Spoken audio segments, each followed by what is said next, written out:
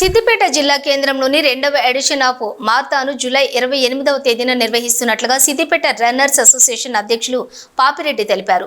హుస్నాబాద్ పట్టణంలోని ఎల్లమ్మ చెరువు కట్టపై half marathon పోస్టర్ను ఆవిష్కరించారు. రన్నర్స్ 5K, 10K, 21K రన్నింగ్లోని పాల్గొని విజయవంతం చేయగలరని అన్నారు. హాఫ్ మారథాన్ నిర్వహిస్తున్నారు.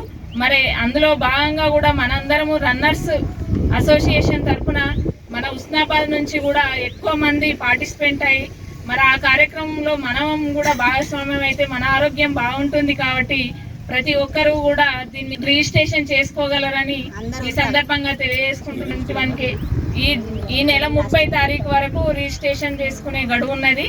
ప్రతి ఒక్కరూ కూడా రిజిస్ట్రేషన్ చేసుకుని విజయవంతం చేయగలరు. 2వ ఎడిషన్, సెకండ్ ఎడిషన్ అంటే రెండోసారి హాఫ్ మారథాన్ జూలై 28వ తేదీన నిర్వహిస్తున్నాము.